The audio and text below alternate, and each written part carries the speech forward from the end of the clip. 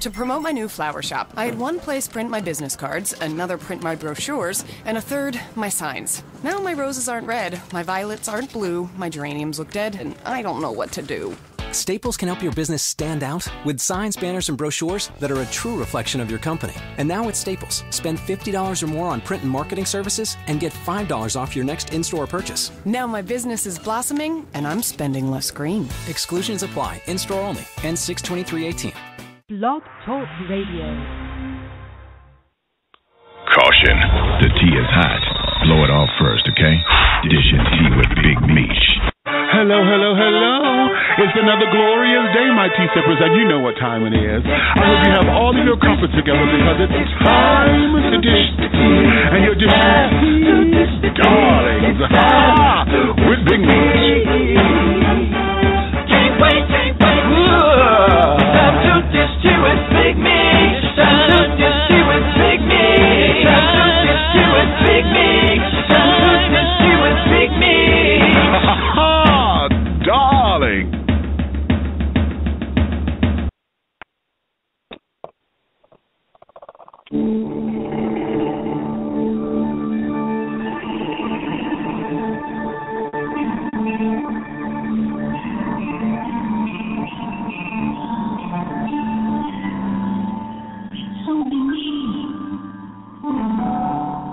I'd like to see you,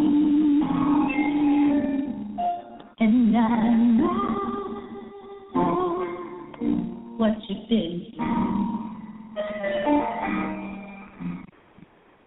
I'll be your friend, even for now. I can tell you that somehow. And I no more walking around. I'm tired of you telling yourself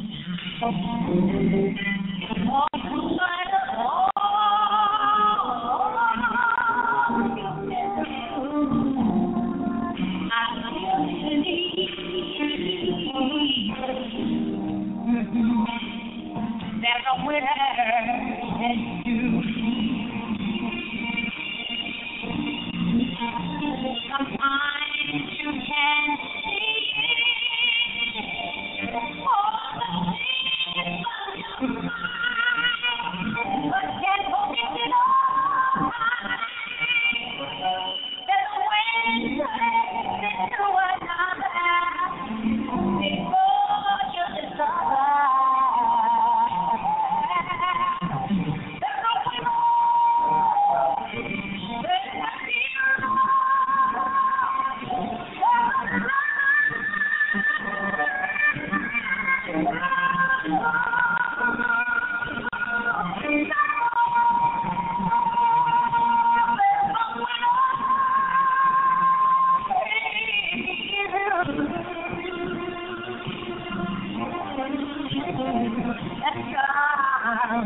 Have no more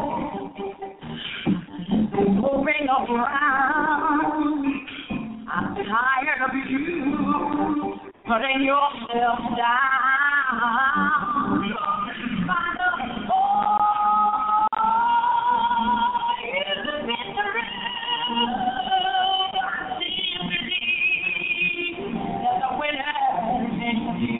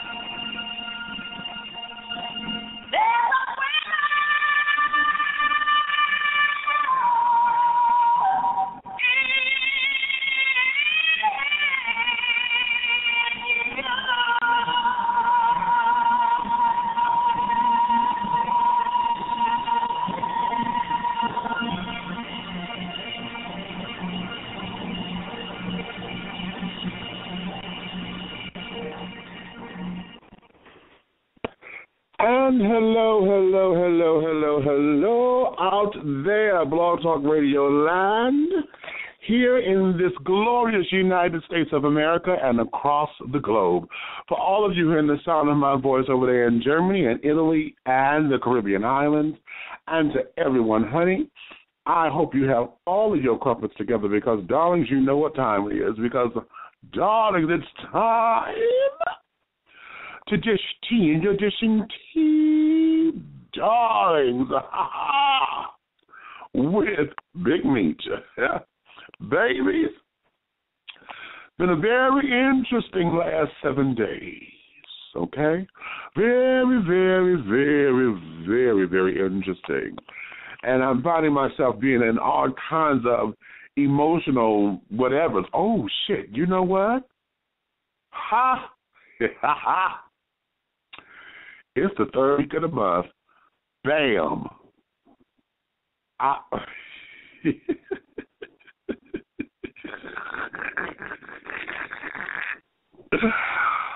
I've been wondering why the hell I'm sitting up here going through all my little emotional shit.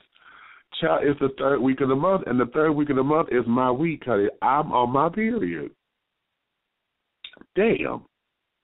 Okay, well, then that explains some of it. Not all of it, just some of it. However, having said all that, my darlings, honey, it has still been an interesting 7 days. And as we're going through and coming along 2015, honey, we're only 21 days in. Okay, 21 days in, and it's absolutely fantabulous, okay?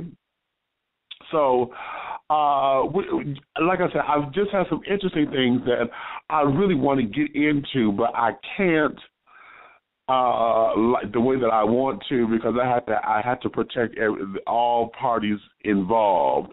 And y'all know how I am. I'm very real, honey, so there's no need for me to try to skate around and trying to cover up or whatever because, see, then I'll be wanting to spill the beans and give y'all all the tea. So what I will say is this, transitioning from one state to another is always difficult, and you can take that across the board. And anytime one has to deal with change, you have to, if you want change, child, you can't just take the sunshine, honey. You understand that it's going to rain and you got to deal with the mud too. Okay? So having said that, sometimes it does get a little bit difficult when you are experiencing these kinds of things. But at the same time, honey, I know the bigger picture. I see the bigger picture, and I'm in it for the bigger picture.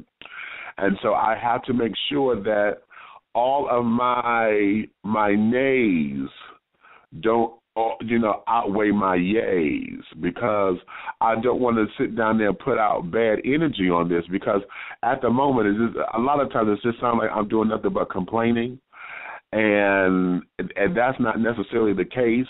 There's some things that are pissing me off and things that I dislike, but the overall picture is that, I am happy, and this, that, and the other. I'm looking forward to growth and to better success. We just have to get through that period. Y'all know I tell y'all this constantly. Honey, it's one thing to be in the tunnel and you see the light at the end of the tunnel, and it can be shining brightly and blinding you. And yes, you see the light, but you still got to go through the tunnel to get to it, okay? So you cannot negate the journey through the tunnel. You know what I'm saying?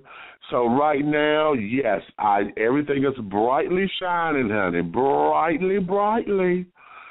But we still got to get through this damn tunnel. And I'm telling you, honey, when I'm sitting up here and the water done came up to my hip, and I'm 6 feet 4 inches tall, honey, so that's a lot of water if it's up to my hip. Don't know what you're stepping on. The smell is rambunctious and things, but you got to get through it in order to get to the light, because you see it there, and that's your guiding post, and that should, to be the beacon to guide you through and to get you to that other side, but you still got to go through the tunnel. So right now, that's what we're doing. We are going through this tunnel, sugar, and When I tell you, I think we done hit the suicide of the tunnel.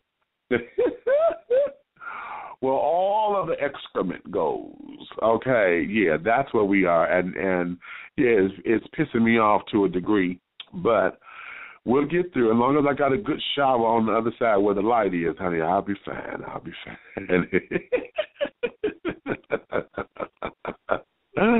Okay. So having said all that, my darlings, honey, today we're doing another installment of Don't Come Out of a Bag. And for those of you who sit up there, I want you guys to get this in your heads, okay? Oftentimes, when I'm wanting to put the show together, we have to go through publicity people and this, that, and the other. So I will have a show lined up, but if the publicity or the people who I have to come on have not confirmed, then it ends up becoming dead air, while we're trying to wait on somebody or this, that, and the other. So I would do Don't Come Out of a Bag because this gives us an opportunity to sit down and to talk and to chat and to expound on some things and to really, really create the dialogue. So I don't want you guys to thinking that, we're slacking off or this, that, and the other, because that's not the case. We're just wanting to confirm some guests so that their scheduling is okay. I don't know why I felt the need to explain that. But I just want to put that out there so that it doesn't seem as though this is just becoming some kind of repetition or whatever. But I do enjoy talking with you, and I do enjoy opening up the phone lines to all of your questions, comments, concerns, and whatever's on your mind. And so in that spirit, whatever you want to talk about right now, darling, today, this day, or whatever, I don't care what it is, this is the time where you can become my co-host. So if you have anything on your mind, wanted to say some things, want to challenge some things, even if you just want to call in and say, hi, I'm listening, you can call in at 347-205-9183. That's 347-205-9183. Press the number 1. Just hit it one time. You will hear the announcer in her cute little, is it British or whatever accent it is. You're now in the host queue. When you hear that, that means that I have your hand raised and that we're going to get right down to it, okay? Just hit it once, because if you start blinking on me, that means you're hitting it more than once or whatever and not sure if you want to talk or whatever, or I'm going to think that you're trying to get my attention. And if that's the case, then I'm going to pull you in. And then if you get quiet on me, I done pulled you in, I'm going to hang you up. Okay? So having said that, let me go here. The tea room is open for those of you listening by computer, want to come on over there. I'm in there by myself right now. I'm hoping Rhoda Starter come in. She usually comes in, and a few other folks, so that we can get a good discussion going on. But if you're in the tea room, honey, please, in order to conversate with us, I don't like that word. It's not conversate, it's converse. In order to converse with us, you have to create a profile page. The same with any other social media. It's free to do. Just create a profile page, and that way you get to interact with all of us and converse and expound on your ideas or on anything that was said, okay?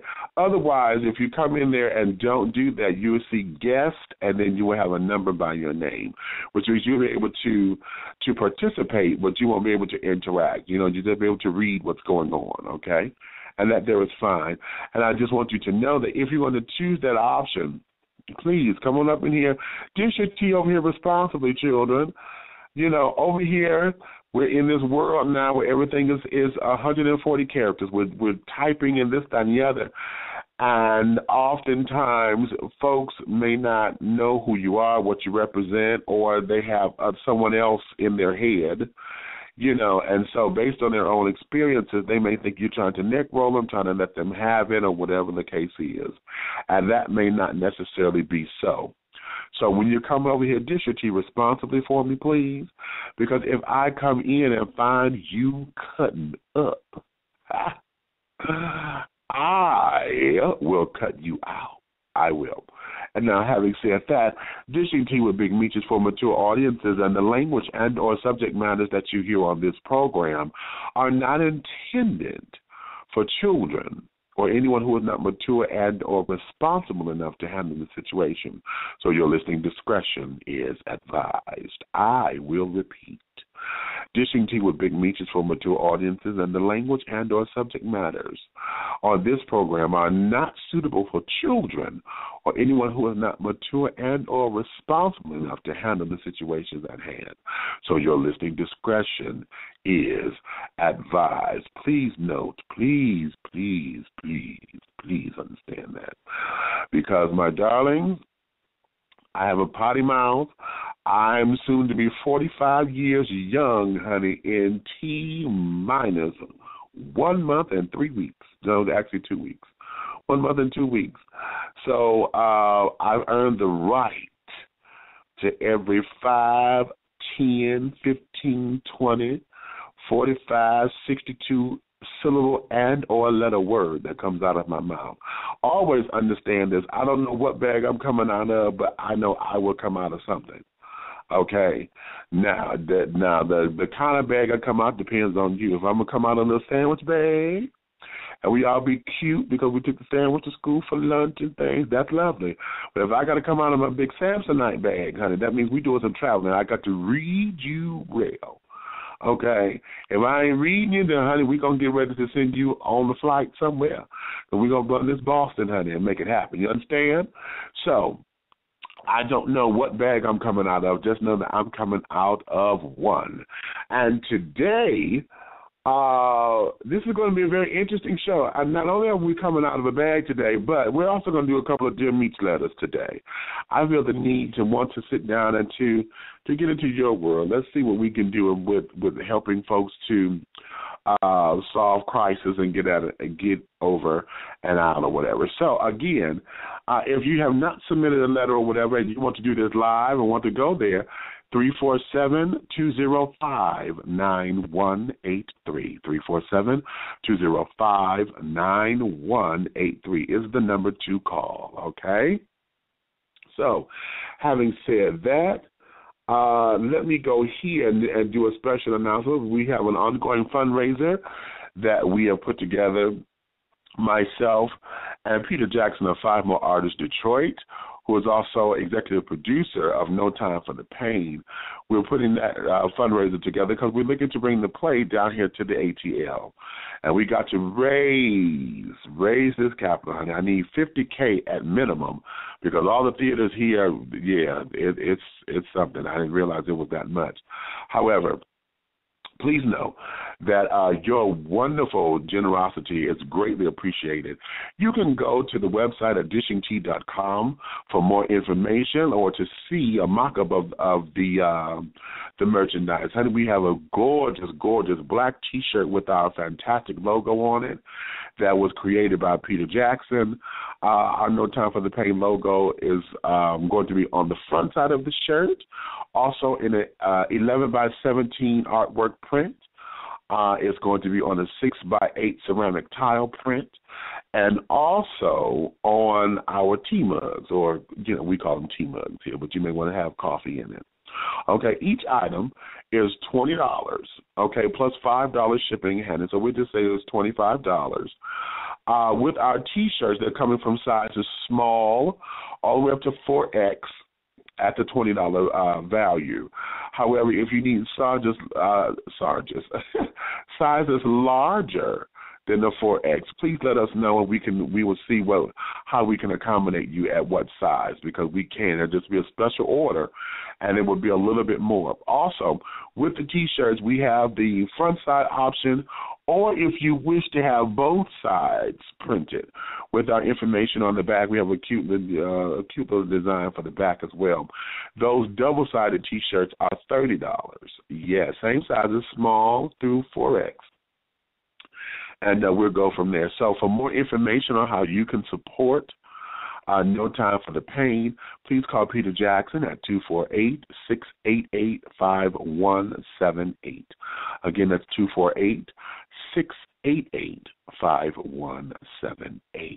We would gladly appreciate all of your support and your love in getting this off the ground, honey, because this girl here is about to take flight. No Time for the Pain. family ties are shattered and destroyed when fraternal twins Eric and Danielle confront one another on the issues of betrayal, infidelity, and HIV. What would you do if you've discovered that your fiancé of 7 whole years have been having a secret affair with your twin brother for 5 of those 7 years? Your twin brother finds out that he's HIV positive. You find out you're pregnant and HIV positive. Ooh. Drama. Okay, you want drama, baby? I will give it to you here. That there's part of what's going on in No Time for the Pain. And we have a number of different, it's life, okay? It is life that's going to unfold before your eyes, and it's going to leave you talking, questioning, and all of that, honey. So No Time for the Pain. Again, for more information, 248-688-5178. That is the number to call, okay? Also, shout out to my little big sister, Miss Stephanie Mills, honey. She is going to be in concert down in Macon, Georgia at the Macon City Auditorium on January 31st. I'm going because I've not seen her in concert in a little piece of a minute, and she's going to be that close. Macon, I'm in Atlanta. Macon is like an hour and 20 minutes away. So we're going to drive down and go see my little big sis, and we're going to call her baby. It's going to be our first time meeting face-to-face. We're actually introducing ourselves because I was at a concert once there at DTE Energy. What is it called now, children? That used to be the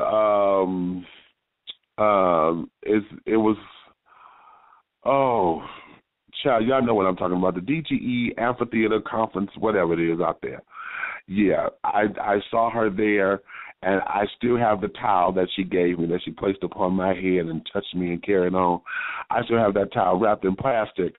So, yes, indeed, honey. We get to meet and take pictures and all of that, so she can go on my wall, and that would be such a joy for me. So I'm very excited about that. So for those of you who are Stephanie Mills fans, and you're going to be in that Macon area, go Google it, honey, for all of the information. Or you can go to Stephanie Mills Deserves a Lifetime Achievement Award Facebook page, and you can find the information out there. Okay. Also, for those of you who are looking to go to Big Boy Pride this April, I had to correct myself because I think I told you guys, it's usually the first weekend in April, but I just looked at the calendar, and that first weekend is Easter because Easter is on the first Sunday this year. So they pushed it back to that second weekend. So we're going from April 9th through the 13th. In Orlando, Florida. So for more information on how you can get registered for Big Boy Pride, honey, go to www.bigboypride.com. That's www.bigboypride.com. Okay? So, yes, I'm hoping to be in the house, honey. So there is that. So I've said all of that. Today's tea of choice that I'll be sipping on throughout today's show, I got some ginger tea. Yes, we'll be sipping on some ginger tea today, baby. So that's what I got with my crumpets. You guys get all of your tea and crumpets together because we're going to take a little commercial break. And when I come back, we're going to get right into this, and I'm going to tell you guys what's on my mind and what we can talk about, and we're going to open up the phone lines, okay? And we're going to go from there. So I will talk to you guys in just a few seconds. An educator, an entrepreneur, a poet, an artist. Sharon Williams Dean is Art by Sode, creating beautifully exquisite artwork for your home, business, gifts, or any special occasion. For more information, contact Art by Sode at 313-740-4904 or visit the gallery at www.artbysode.com. That's www.artbysode.com. Double Exposure Media Relations is a full-service public relations, marketing, and artist development firm specializing in urban culture and lifestyle. Spearheaded by the Henry Hingers of hip-hop, Mr. Angelo Ellerby, Double Exposure serves to educate its clients about the dollars and cents of the music industry. For more information about Double Exposure Media Relations, call 201-224-6510. 201-224-6510. Double Exposure Media Relations.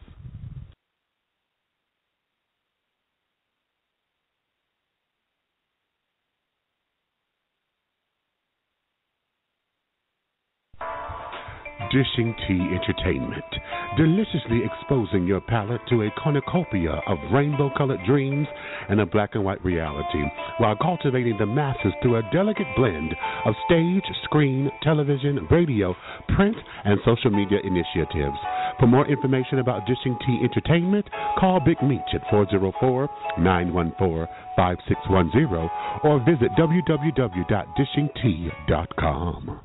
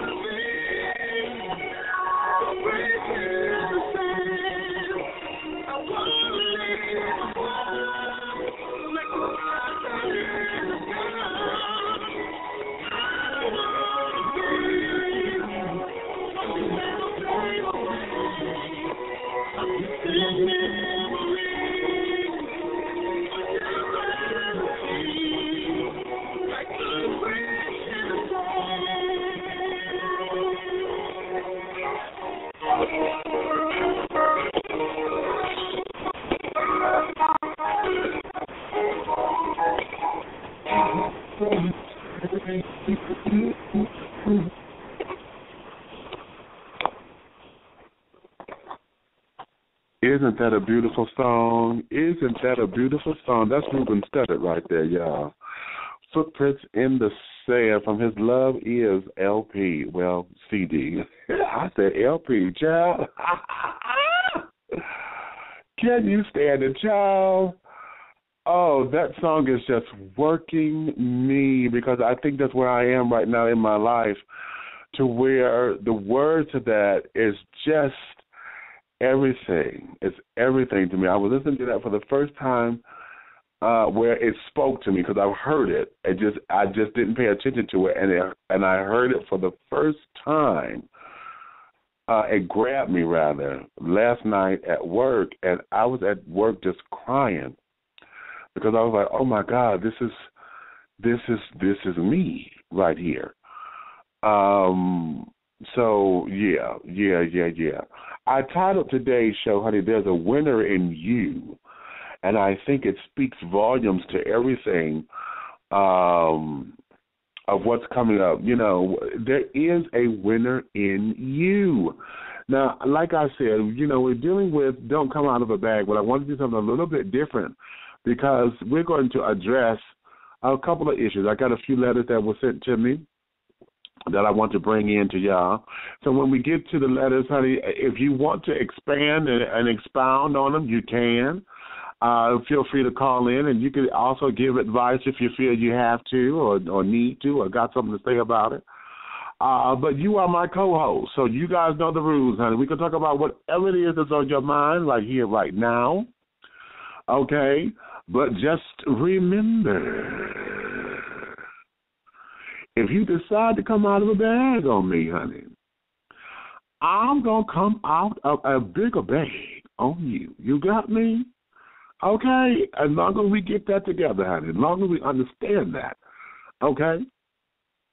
But like I said, today we're going to be answering some of your burning questions and hopefully give some fresh advice on some of life's tough decisions. Plus, we will be discussing whatever is troubling you about the world, okay? And here's a few things that are on my mind today. Of course, the obvious, honey, the President's State of the Union address. What are your thoughts? What were some of your favorite moments? Do you think that he made some effective and poignant points, okay? Now, I have to be honest. I did not see it in its entirety because I had to get ready to go. I saw most of it, but I didn't see where he made the dynamic statement that everybody's talking about today, okay?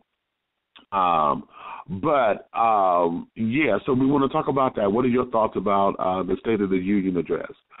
And then here's something that I'm going to bring to the forefront, and I want to take a different spin on this because after I had time to ponder this, particularly from the person this came from,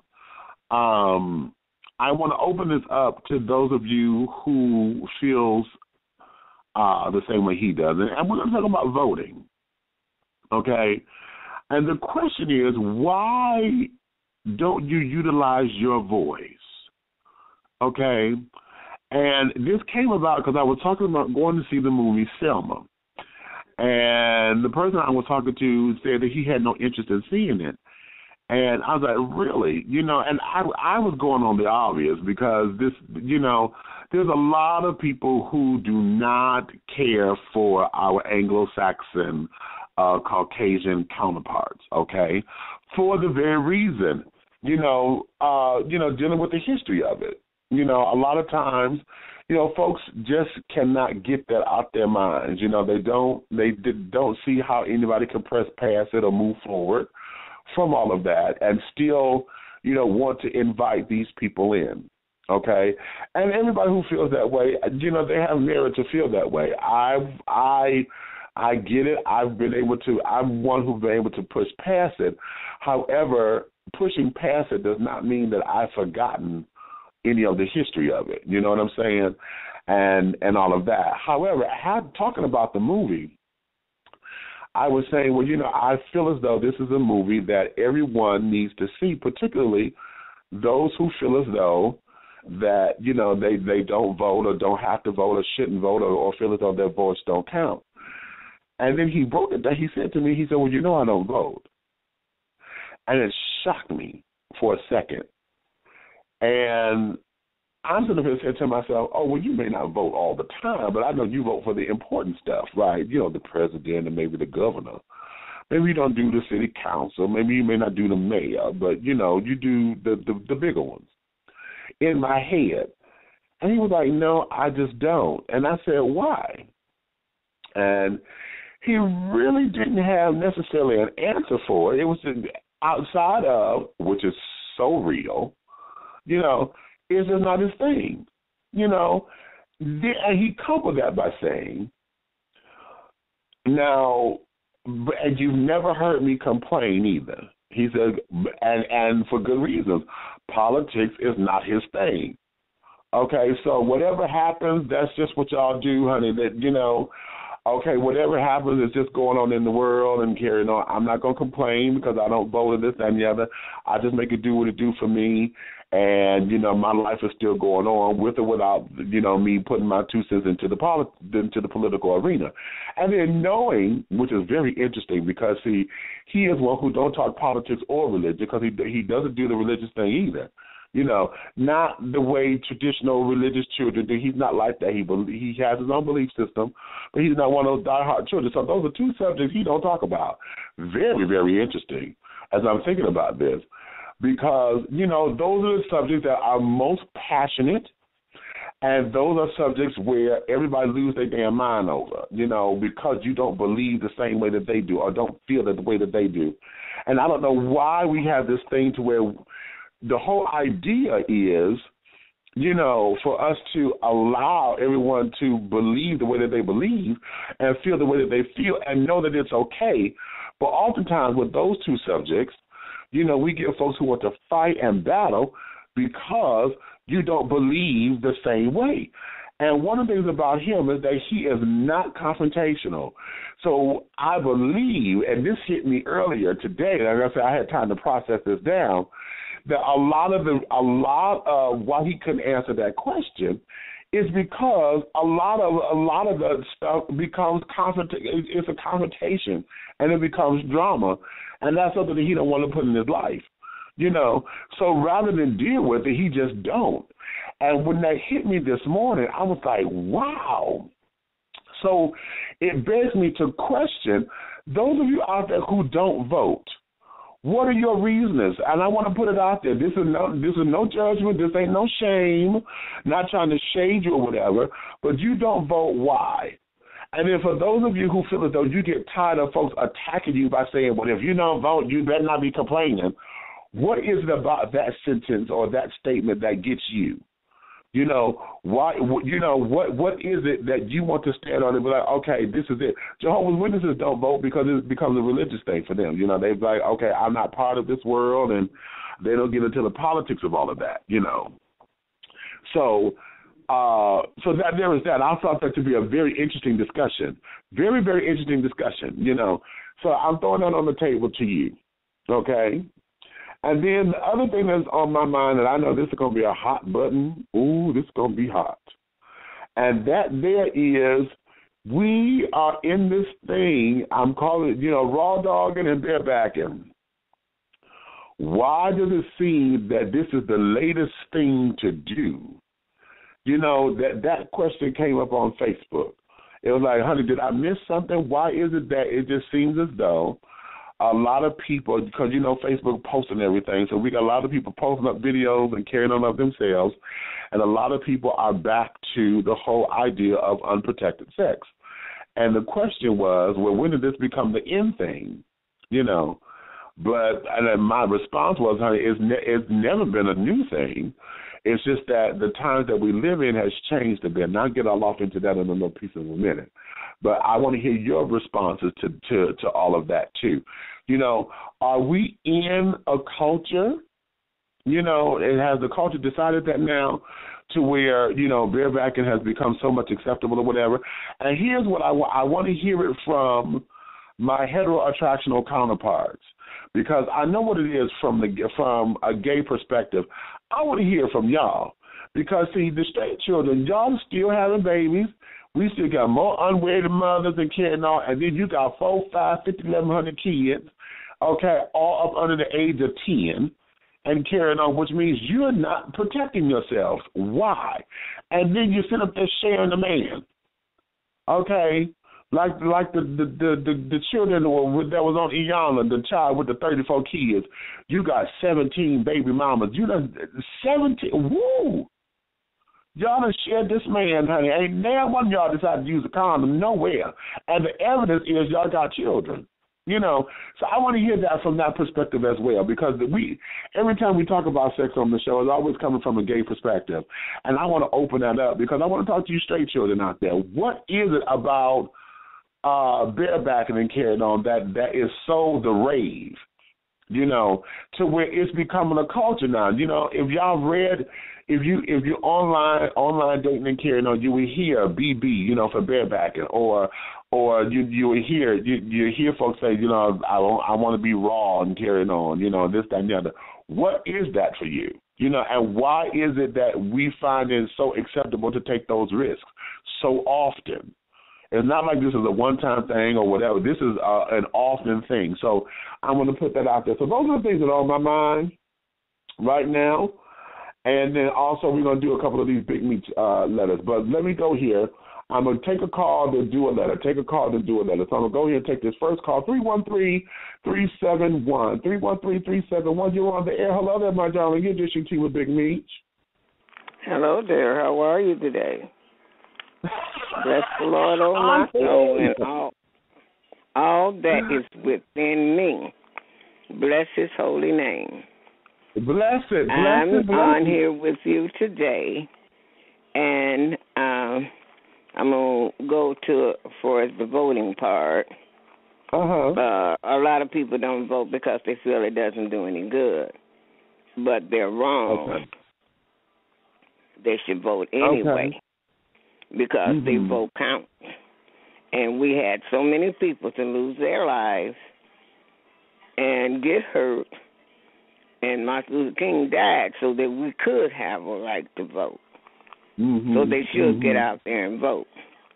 But now, on the sex thing, they need to keep the stuff together. They need not to have sex, period, until they get married or whatever, because they need to cover it up. The women and the men, to make sure the women need to protect themselves if the men don't protect themselves. But the men need to protect themselves to keep from having these babies they don't want to pay for. Okay. Now, to get to what I really called you for, yes, is ma'am. because you have a gift, and I want you to go into yourself and tell me what you get from me this year. I'll be 80 and all. Okay. Okay. All right. Well, okay, let's go here. You know, for 2015, there is a move coming from you. Now, I don't know exactly how or what that means. There's going to be some space that's opening up. So, but what it feels like is that whoever is around you is not going to be there anymore. Either you're going to up and be uprooted, or they're going to be uprooted, because there's open space. And you're going to have breathing room. You're going to be able to still feel as though this is still home. Whatever this is, you're going to call it home again, because you haven't felt home in a while. It's more so been a resting place, or it's more so been a jamboree kind of thing. But you're going to feel home again. That's what's in my spirit with you right now. There's a lot of things coming up with you in spirit yourself. You're doing a lot more with either Bible studies, or you're going to be counseling folks a little more. You're going into, Auntie, you've been doing that for a little piece of a minute, but you haven't really taken it seriously. But there's some counseling coming your way, to where folks are coming to you. And I'm seeing you with your Bible a lot, and I feel like it's a lot of girls too, girls and women. on teaching them the ethics of what it is to be young ladies again. That's something that's burning in you, and it's someone in particular that you want to grab hold of. And that's going to be the catalyst, because it's going to come across like not so much as them coming over like a school, but it's more so like they want to make sure you're okay and that kind of thing, checking in on you, and then it's going to start a whole little wave. And so that's some of the things that you have coming in your direction. You're going to come up off some of that weight too. I'm seeing you losing a couple of pounds, and you're going to be a little bit more active than what you have been. Again, you're coming up. The word is freedom. That's the word. You're going to be free. And so you're going to be a little bit more active and carrying on and to be out a little bit more.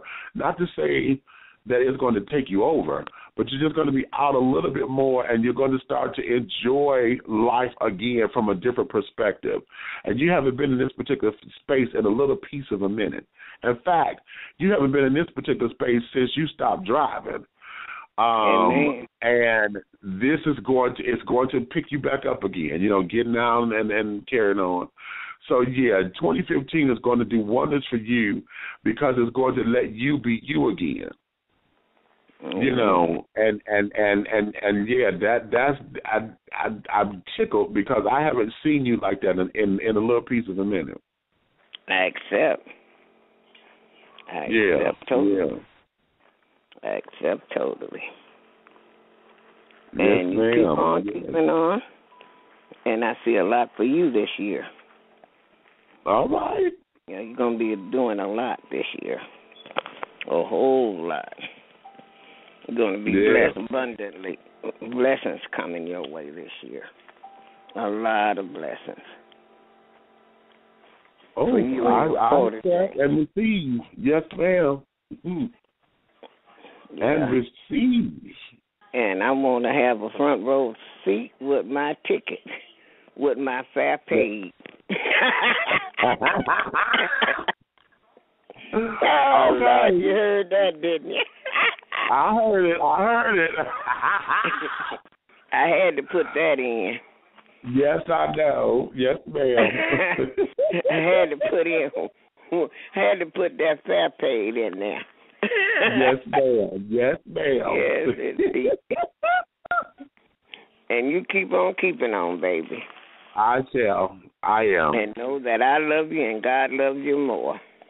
Yes, ma'am. I know that from the depths of my soul. I know that. Oh, okay. All right. All right. You be blessed. All right. You too. Bye-bye. Mm-hmm. Okay, now that's Auntie, honey. Y'all know when she calls in, baby, the world stops, because we got to give it to Auntie. Yes, ma'am, honey. Yes, ma'am. And that's because I thought this was her number. I got to make sure I keep myself together, keep my cool, because child, she will never read me on the air ever again, honey. You understand? Never. Because I got a whooping on the air, baby. She said, "Oh no, you gonna cut that cussing out?" Yes, ma'am. Yes, ma'am. Okay. So here we go. Let me do this, because I said I'm gonna do a call and then a letter, then a call. So 313-658. I got you in the wings. So I'm coming to you right after I do this. We got Dear Big Meech. I have been in a relationship for 5 years now. Things seem to have been going great, but my partner does not sexually satisfy me. Oh, Lord.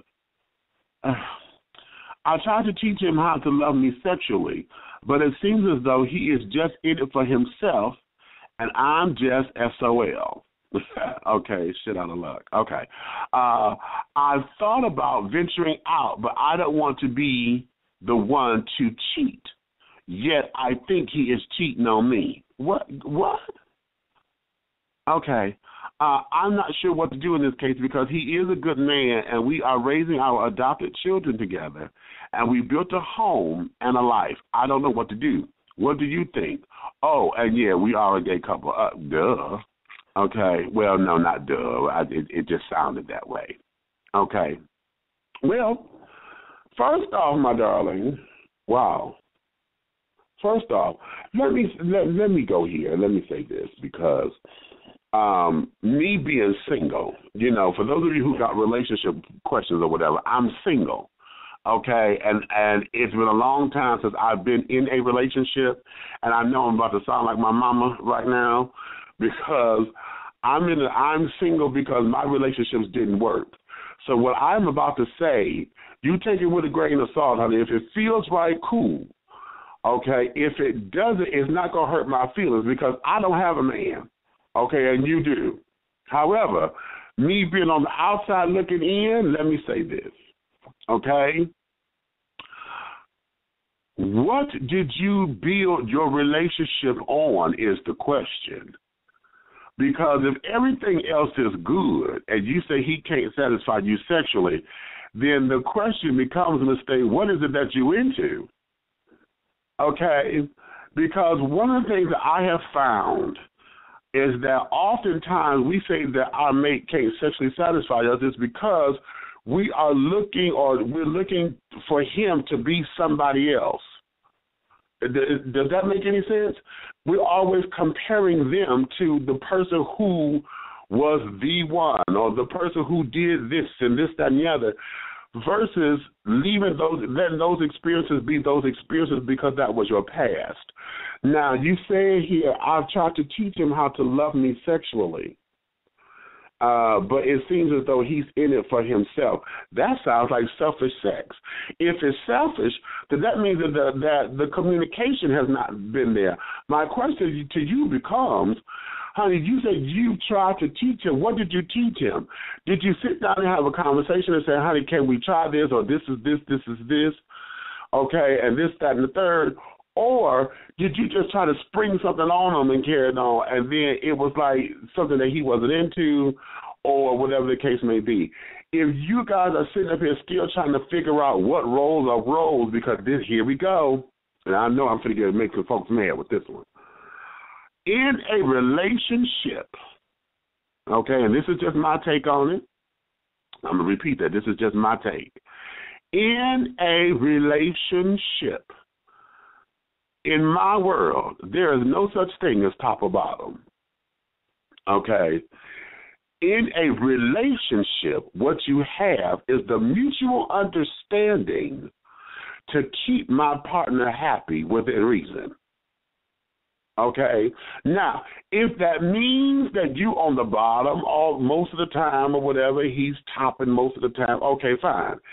If that doesn't mean that, then that means that you guys have to make sure that is agreed upon, and it's just not taken for granted. Oftentimes in gay relationships, it is assumed because the masculine one is so masculine that he has to be the top. Okay. But what happens when you're in a relationship with two masculine brothers? Okay, what then? What gives? Or for those of you who claim to be total tops or whatever and just don't want to be it, you don't give in or whatever, or you scared it's going to destroy your masculinity, that there is part of the problem because you won't come out of your comfort zone in order to make your partner happy. Okay, you're not willing to experiment. Or at least have the conversation to say, well, baby, no, I really don't do that because, and then give them the story. If you tried it before and it just didn't work and that's what it was, explain that so that is a mutual understanding there. So folks will know, okay, this is something that he's just not into it, so that they won't be trying to experiment and then throw you out your radar. If you don't want a finger back there, honey, then you got to let that be known. We've tried that. I don't like it. And be sensible about it. Don't just give the surface answer, I just don't like this shit. Because that's not, no. Because I know for me, that don't work. It don't work for me. You're just not going to give me a surface answer and then think that's just supposed to be gospel to it. Because, see, I need to know what's up. If I'm trying to give you all of me, I want you to give me all of you because this is a gift, so I thought. But if I feel as though you're holding back on me, then that's going to be a problem, okay? And then it becomes not being sexually satisfied because we're only in it for one person and not for the both of us.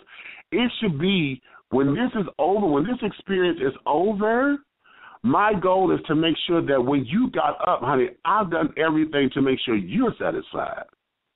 Okay? And the feeling should be the same. And if the feeling is not the same, then, sweetheart, something is wrong with the relationship. Because then it's not a relationship. What you have is a business arrangement. If he taking care of the house, y'all got kids and this, that, and the other, and everything, but y'all ain't had that conversation, or you had it and he's still disregarding you, then that's not a relationship anymore, honey. That's a business deal. That's a business deal. And then that means you got to now sit up, get your emotions intact, and then move on from there. And that's not going to be easy because you said you got 5 years, so that means you done wooed and cooled and this, that, and the other. Y'all got a home, y'all got kids, y'all done made an investment into the life that you have. And that's not going to be easy to just say, oh, I'm just going to walk away, because that's not always the answer. But you've got to find a way where you can communicate what you need so that he gets it. And if he still don't understand where you're coming from, then, sweetheart, then y'all need to sit out there and examine your options, because maybe the relationship is not over per se, but maybe it's time for you to sit down there and to bring in some experimentation. Now, what I find interesting in this is that you said you thinking about venturing out, but you think he is. Now, that's the other part of this. Why do you feel as though you think he's cheating? Okay, is it because he's not doing for you in the bedroom that you thought he was supposed to be doing, and somebody else might be getting the love? Is that what this is? Or did he try a little trick on you, honey, that done through you because he ain't never done that before? See, that's where all this comes into play at. So, again, we say the word communication, but communication becomes a word that's a pretty sounding word. Okay, it sounds cute. We need better communication. We need this. And it's like, okay, whatever. But what are you communicating, and how are you communicating? Okay, you can't just drop clues, honey. You got to talk. You got to show it through your actions. Okay, and that's what I'm going to give to you.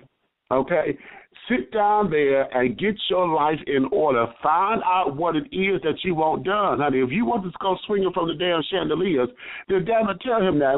Just tell him, child, you need to grab me by the back of my throat, honey, and fuck the shit out of me, if that's what you need. And you got to communicate that. If you want the sweet love making, oh, honey, I need you to hold me and caress me and this, that, and the other, then that's what needs to be said. If you are into the S&M thing, honey, tie me up and carry on, and if that's what it is, then you need to communicate that. And also, for those of you who are freaks out there and got your little fetishes and carrying on, you cannot be scared to say what your fetishes are. You can't be afraid of them, because if by chance your partner is not into what you're into, then that has to be known from the jump, because you can't take it for granted. Because if you take it for granted, then you're going to be in the spot that you're in where you feel as though you got to go out to go get it. And if you got to go out to get it, then that means the home life is not taken care of. So then what kind of relationship do you have? Because once you break the trust, then what you got anyway? That's Big Meech's 2 cents, honey. Okay, that there, we got $1? I don't know. Y'all come on over here with it. Okay, now I said I'm going to do question phone line. I got a phone line, 313-658. 313-658. Come on up in here, baby. Hello there, darling. You're dishing tea with Big Meech. How are you? I'm all of the above, darling, and you? And beyond, baby. Hi, everything is moving and grooving. What's going on, baby? Baby, I feel like I'm in a snow globe. The world is turning all white and things. We finally for real get some snow. We got a whole 2 inches. Okay. Oh, watch out. The street covered now. It was just the grass yesterday. Now the street covered now for real. Okay, okay. And DTE used to be Pine Knob. That's what I was trying. Thank you, because I couldn't call it, baby. I knew it was something. I was yelling that you couldn't hear me, but I was trying to tell you. Honey. Oh my Lord, I couldn't think of it to save my soul, honey. If I was on Jeopardy, child, I'd have lost all the cash and prizes. Yeah, it's all right. It's all right. I got you. You can phone a friend. I know it, but it is DTE energy now. Yeah. Mm-hmm. Yeah. That's where I saw Stephanie Mills and the OJs, and that's what I still have the black little face cloth that she was using, and she sure did. Yes, I have it. It's wrapped in plastic with the ticket stub, child. Yes, I got it. All right. Yes. So, well, so you know, I'm here. Detroit. A whole bunch of nothing. I got a cornucopia of nothing going on my way. Not a cornucopia of nothing, girl. A plethora. Let's use big words today. A plethora of Nathan. You know, I done had my coffee. You know, I do every day. I wake up, drink my coffee, and be sexy. So I got it down to a science, baby. Hold on. Mm-hmm. Well, now. And, you know, tend to my garden. Ah, the garden. Okay, not the garden. Yes, I have a garden. I have 13 lovely ladies. Oh, okay. So we have I'm doing big things. You know what? And how about I was in the dark Friday, Saturday, Sunday, Monday. They mistakenly turned my lights off again because, you know, my electricity is in my rent. Okay. And turned on and inspected my garden, and one had the nerve to have, you know, when you gardening and something don't come up real quick, I get anxious, and I threw an extra seed in there. I turned off the light. It was 12 plants. When I turned the light back on, it was 13. I say, well, let me get you a pot. Let me get you a pot. So I got her in a pot. I said, well, come on in. Come on in. Okay. Doing my thing and not being scared. Okay. I just wanted to let you know I was listening because I be listening. Okay, because you be listening. Okay, well, you know what? I do appreciate that. I appreciate that very much so. Okay. You know, if I don't have nothing to do, I'm always with you, baby. If I'm not on the line, I'm there with you in spirit. Well, praise Jesus. Praise Jesus. Now, you know what? I'm going to go ahead and stir the pot just a little bit. Just a little bit. Okay? Because I just got a text message that spoke to this to the voting thing, and I'm going to share this because I think it's very valid. Okay. Auntie was saying, you know, Martin Luther King died for the folks to vote and this, that, and the other, and this text come in and says MLK died for my right to vote, so it's up to me to vote if I want to or not. I get to choose to vote or not to. And I think that is prolific, and it's very profound. And that right there, you know what? Wait a minute, because, see, this is really going to open up some shit for me.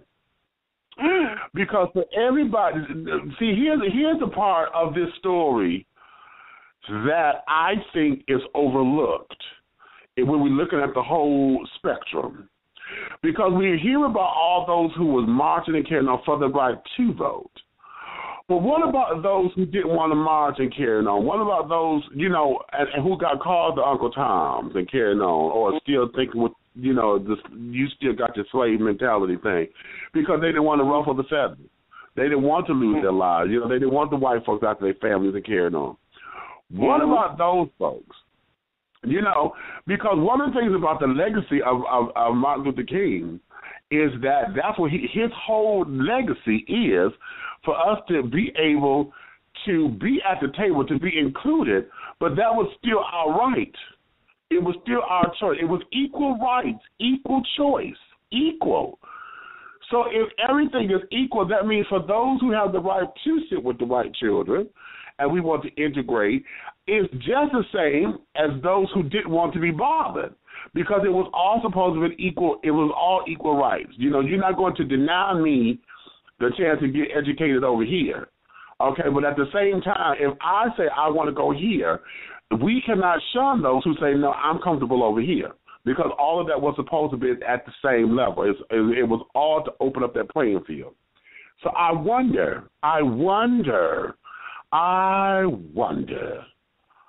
about that, because, you know, all of my life, you know, and I'm one who would be on that bandwagon, you know, to sit down and tell folks, okay, oh, child, you ain't voting? You know, what's wrong with you? And this, that, and the other. You know, everybody done died and can't know. Do you know how many folks done died for your right for you to sit down there and then you just going to waste your vote like that? You ain't going to even be bothered? Well, you know what? I'm starting to open up my mind just a little bit further on that, because it becomes, if Jesus can give everybody free will, if God give everybody free will, honey, how come we can't when it comes down to simple things about dealing on this earth? How come we won't? Not so much as can't. How come we won't? Because what we end up doing is persecuting folks. And you know what? I'm gonna go. Let me say this. I'm gonna go here. Because I'm gonna say this on the air. When we had that conversation last night, it stung me just a little bit. It stung me, and I wanted to neck roll so motherfucking quickly. I wanted to so badly, but my spirit said, "Don't do it. Listen." And see, everybody who knows me, you know, when I get to pondering, and the word interesting keeps coming out of my mouth, honey, is because I got something to say, but I'm processing. Very interesting. Okay, and that's because I got to break it down so that I could see it in its fullness, so that when I come and when I hit it, I'll know how I'm hitting it, whether I'm going to hit it with a wet noodle or if I'm coming with a sledgehammer. Okay? So that way, you know, it's together. And all last night that was puzzling me, because here's the dynamic of that story. Okay? In speaking about that, you know, this same particular person, he is very pro-black. I call him a racist. Okay? I call him racist, because he's so pro-black, but he's not militant. You know, he's not one of them little militant children, you know, I'm not going to necessarily say that he's down with Whitey kind of shit from the 70s, but he is about his people. You know, he's not the political stance on it, but, you know, he's pro-black and this, that, and the other. And and that's what stopped, because I was about to throw a zinger at him. I was like, how the hell you going to be, you know, for your people and shit, but you don't want to go vote. But I caught it, because I was like, wait a minute, because he may be onto something. And just, you know, the whole idea of being free, here's the ticket about being free. Here is the ticket about being free, honey, because that is what being free is. I'm able to sit down here and to be free to exercise my right to do whatever. And one of the things, like I said, in the interim of all this, in politics, that's just like me in sports. I don't sit down and pretend that I know sports. Why? Nothing about sports. Well, I won't say nothing. I won't say nothing interests me. However, the whole idea of sports and carrying on, understanding these plays, understanding these teams, understanding why they got the colors on, outside of the colors being pretty and the men who wear them, honey, that's all I know about a damn sport. Okay? I really understand. I like the men of football better than I like it. No, the football and baseball, because they are thick and huge and delicious like I like my men. Basketball is a better game because I can actually look at the game, because they are thin, they thin and rail, honey. And I'm like, okay, you know, there is flavor in the bone. But, you know, at the same time, you know, there's not a lot of thick, beefy boys on the basketball team. But as far as sports, I deplore football, And that's because I was forced to play it when I was a kid. Y'all heard me tell this story many times. I was forced to play it because I was the last one to even out the damn teams. It was either I played or I had to fight everybody. So so I played, you know, and it's such a, you know, but football is so homoerotic, it's ridiculous. What other sport do you know? You know, baseball, they slap each other on the ass too, but football, honey, they tackle, they go and run, beat each other down, honey, they slap each other on the ass, they pick each other up and shit. Girl, they jump into each other's arms and all that kind of craziness and things. Oh, okay. Sit up there and grab each other, but they hike the ball between their legs and shit. They bent all over, ass up, face down. Child, if that ain't homoerotic for your nerve, child. Okay, just soft porn that we get a chance to look at every week for those who play sports or those who watch sports. I don't watch it for that reason. I can't be around everybody who does. You know, I mean, I don't watch it for the reason they watch it for. I watch it for what I just said. And see, when I start calling out numbers, I'm like, who is number 89? You know, and you know, the kids look at me like I was a child around at the corner at the job. They got the child. ESPN has become the staple. I don't even know. Oh, Lord, I don't even know what to call it. You know, I think the TV was just stuck there at one particular point because, hell, that was the only channel the bitch would get. Everything else would freeze out. You try to turn it, the damn TV wouldn't turn. The damn remote would not turn from ESPN. I was like, oh, this is ridiculous. But anyway, I was sitting down there. I'll be watching, you know, because I have to, because it's there. But all of a sudden, there'll be one or two that done tickle my fancy. Like, who is number 89? Oh, that's so-and-so and so-and-so. Like, really? Then they want to go, well, yeah, he's such and such. I'm like, is he married? You know? No, he ain't married or nothing like that. And see, the straight kids don't get where I'm going. Okay, because if we get to talking and shit, you know, because they done got into the game, so they just trying to answer questions to shut me up. And I'm sitting there trying to get a dossier, honey, so I can sit up there and do like the other little bitches do, honey. I could be a football dame or something on the side or whatever, but like, ooh. Now I got a radio show too, but like, okay, can I get a press pass? You know, that's what my mind is. So I don't watch sports like that. And so why would I put myself in that thing? That's not my game. You know, that's not my thing. So for anybody else who vote their thing, why do we get upset about it? You know, outside of the fact of, you know, when we go on history and stuff. Like I said, I really believe that the movie Selma, everybody who don't want to vote ought to see that movie. But then I think I'm going to have a change of heart on that. I think I'm going to change that and say those who feel as though voting, that they don't have to vote because it makes no sense to them. You know, those who feel as though, this is just bullshit kind of thing are the ones who I want to, but those who sit up there and say that, you know, no, politics just ain't my thing, so I don't fuck with it. You know, I don't fuck with it at all. I have to respect that and ease up off of it. You know, we do it with those who say for religious reasons. We do it. Jehovah's Witnesses that say, oh, no, we don't vote, and we'll leave it alone because they say, oh, this is a religious preference. Really? We won't question them at all. But everybody else, child, honey, we'll sit down there and make this into a whole big to-do. You know, and basically try to guilt them into something. And I think that I never went this far with this particular conversation. Okay, you know who you are, child. Thank you for that, honey. Look at that. Okay. You probably will be free as me one day, child. Because that's right there, that freedom right there, everything.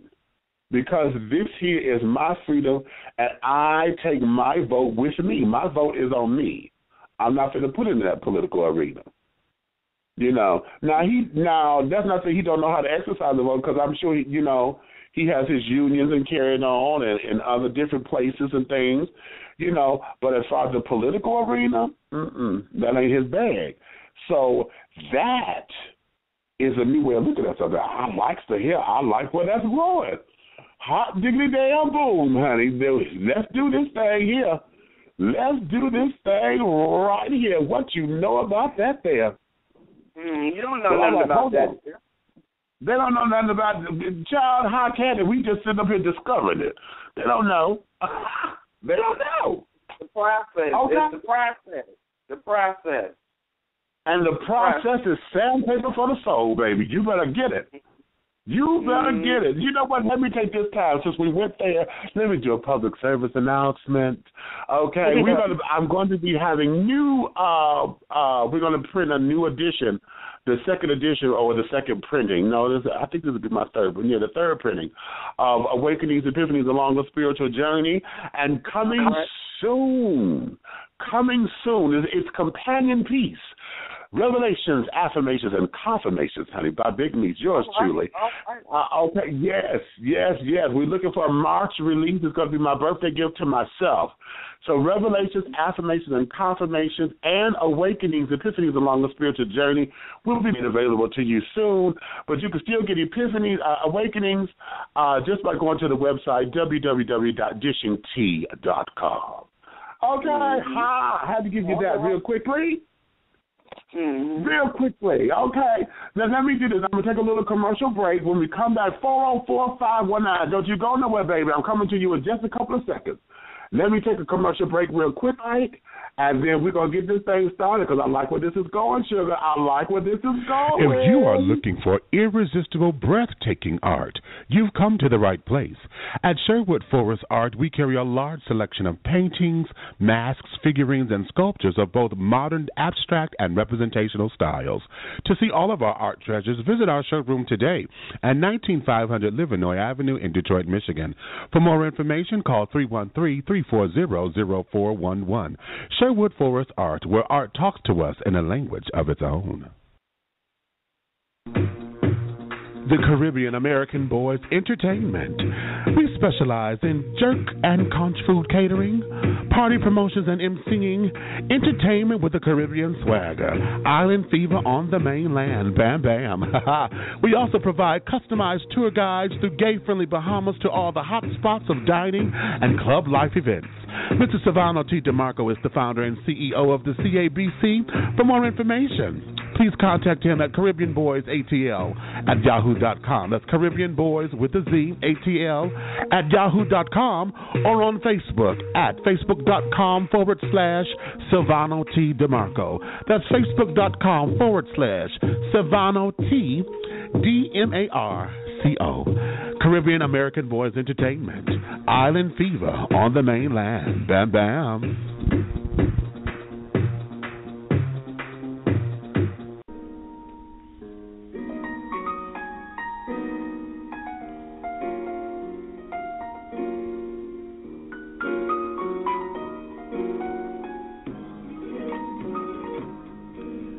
Trigg Laboratories manufactures premium sexual wellness and consumer health care products and is the parent company of Wet International Incorporated, one of the world's best-selling lines of personal lubricants and intimacy products. We carry a large variety of personal and flavored lubricants, flavored heating massage lotions, and aromatherapy heating massage oils. Whether you need a little or a lot, Wet has you covered. Our line of high-quality, innovative, and unique products are formulated using only the finest ingredients at our FDA-approved facility, meeting the strictest manufacturing standards.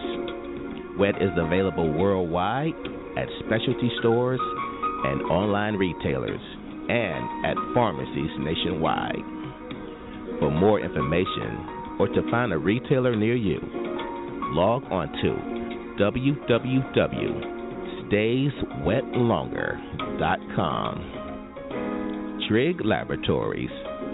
We create fun, quality, trusted products to innovate your intimacy.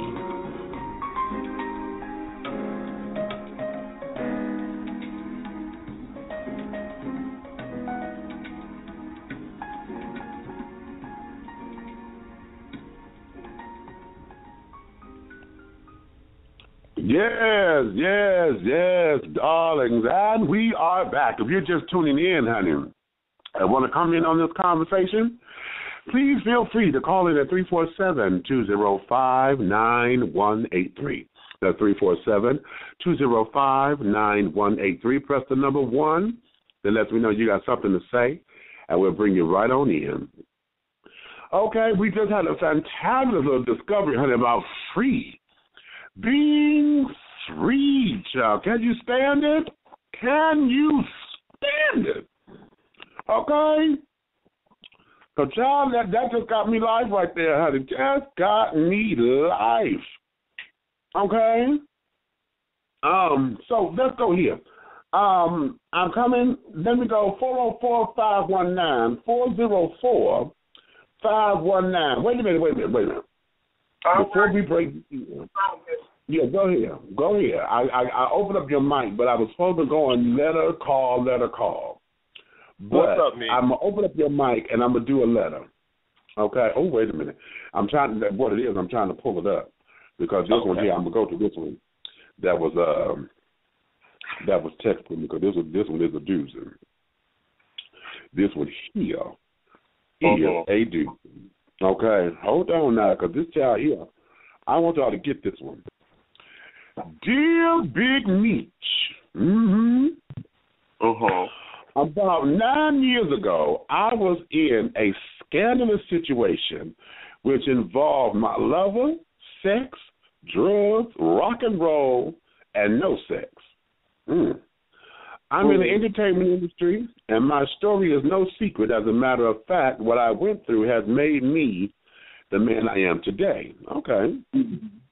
Recently, I have purchased a new home and have been successfully moving forward with a small entertainment business and feel as though someone is trying to use my past as a way of manipulating my present situation and possible future.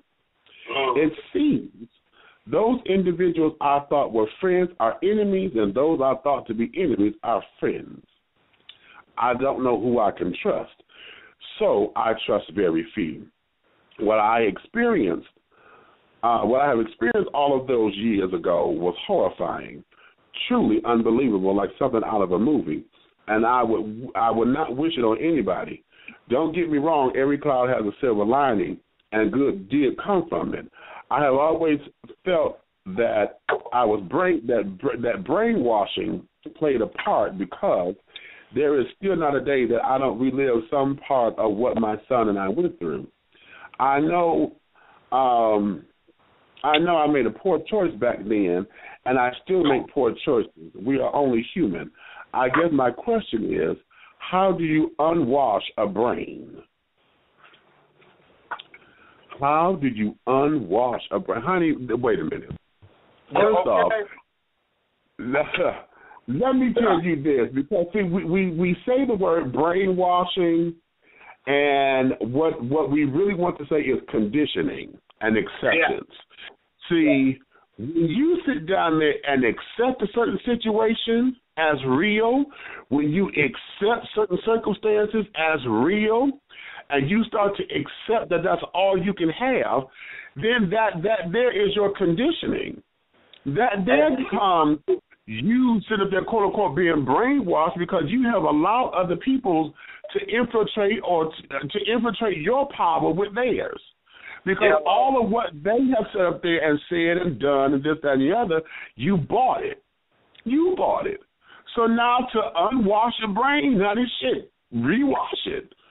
Sit down there and now start to disassociate yourself with the shit that you know ain't real. And if you're having a hard time to figure out what's real and what ain't, honey, start with the basics. What can you touch versus what you can't touch? Because, see, that's where you have to start. And then once you separate the physical from the mystical, then you got to look at the mystical and find out what was lies in the mystical, because see, you don't want your faith or what you believe in to be your higher power to be misconstrued as as a deviant or misconstrued as the pot that has no juice in it. Because all of the fantasy, that's what I'm trying to say, that's the word I'm looking for. What is spiritual and what is your good versus what was fantasy that you believed in that had no basis in reality. Because one thing that the spirit is going to confirm itself. One thing of anything that's done in the spirit is going to confirm itself. Good, bad, or indifferent. If it's going to mean you some good, it's going to confirm itself and it's going to lift you. If it means you harm, bad and evil will confirm itself and it will take you down that path. Fantasy dissipates. Fantasy dissipates. All it is what could have been. Fantasy is just, honey, y'all watch Fantasy Island because you watch, if you haven't, go Google it, honey. Google it and watch some episodes on YouTube. Mr. Ward sat up there and gave them folks exactly what the fuck they said they thought they wanted because it was the fantasy. And when you realize that the fantasy wasn't all it was cracked up to be, what happened? It dissipated. It went away. It blew away. It went into the clouds, honey. It evaporated. And that's what that is. You want to unwash your brain, honey? No. Rewash it, child. You will never wash it in the first place. Get your ass in the shower and scrub it off. Wash that negativeness off of you and hold on to what you know to be you. You got to go reclaim you. You got to go and reclaim you. Everything that you stood on that made you, everything that you know to be real to you, everything that you know to do for you that's going to elevate you and edify you, those are the things you have to reclaim. I teach this, and Lord knows I got to start doing this more often because I teach this to folks to have me days. But then it comes to bite me in the ass because they always have a fucking me day, honey, on the day that I don't want them to. How about that one? How about that? How about that one? That I don't want them to. They'll shut a bitch down in a minute. Oh, bitch, it's a me day. And they'll throw my words right back at me. At the same time, I teach that, but I don't exercise that on my own. And I swore to myself that 2015, I'm going to have so many me days to where, in fact, I have to learn, and I have to say it out loud so I get used to saying it's a me day for me, not relishing the fact that other people are having me days, and I relish it in there. He having a little me day, and I'm joyful for them. No. I mean, yes, but no, that should not be the center of my joy. You see what I'm saying? And all of that is fantasy yet again. See, that's the part that's fantasy because that dissipates because my happiness is contingent upon somebody else's happiness. And that's what dissipates. I am in control of my own happiness. You are in control of your own happiness. You are in control of what you're going to believe to be real or not. So you want to unwash your brain? How do you start separating facts from fantasy? Separate it. You know what's real and what ain't. You already know. And then on top of it, and here's the other part of that that's hard. You have to let go of those children, honey, who mean you no good. If you let them go, all of your washing or your brainwashing or unwashing or whatever will then start to live. It will start to live because I'm going to tell you something like I know. Oftentimes we get caught up in what I call to be one of the most dangerous words in the English vocabulary, potential. We get caught up in somebody else's potential because we see what they can be. We see that, which becomes fantasy.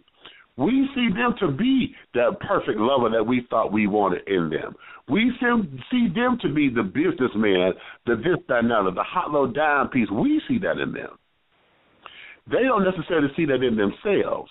So then we start to live up or expecting them to live up to the potential of them that we set for them, not accepting where they are. And that is part of that damn problem. Come on up out of fantasy. You want to unwash your brain, honey? Come out of the fantasy and start dealing with your reality.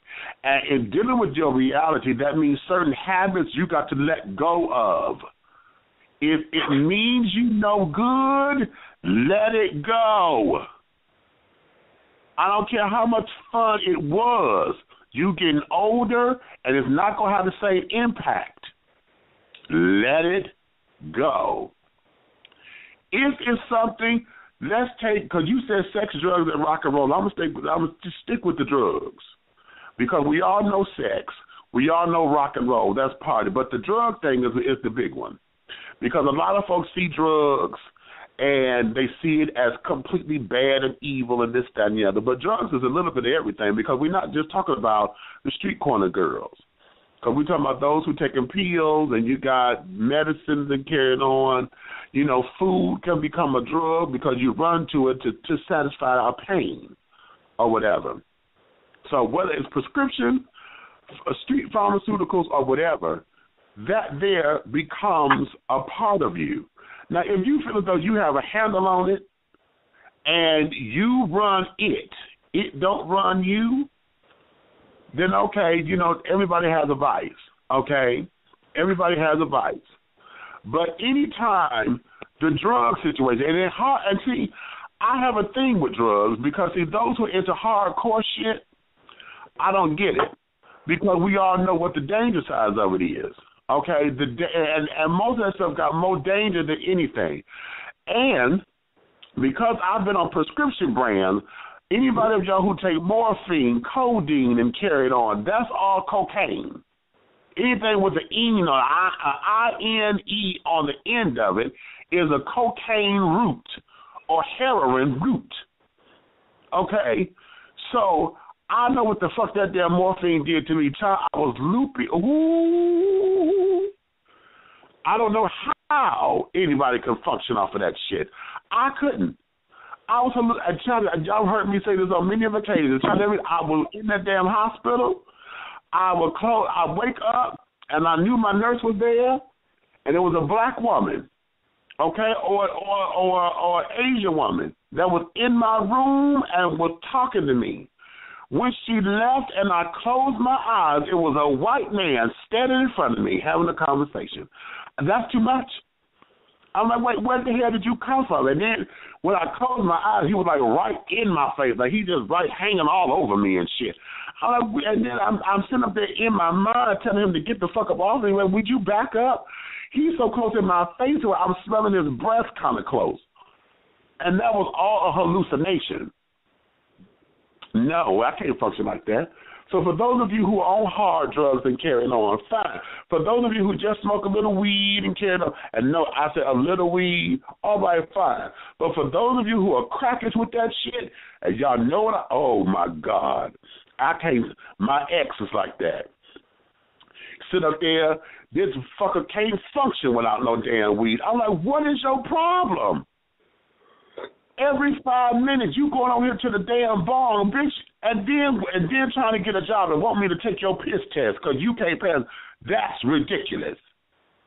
Anyway, I'm off subject. That's a sidebar. I just had a flashback. But nonetheless, what I'm saying is, anytime, whatever it is that you're doing, it should never take control of you. You should always be in control. And you should have better control of it to where you're not skating by off the hair of your chinny chin chin. It should never be that way. It should never be that way. So you want to unwash your brain, honey, get back to what it is that you know to do about you. Understand what your happiness is. Understand what makes you function, honey. You said you're in the entertainment industry, so entertain. But find a way to do it healthily so it's not putting you into a tailspin of sex, drugs, and rock and roll, and then no sex. You know? So that there is my advice to you. Now, 404-519, come on up in here, baby. Hey, Meech. What's up? What's up?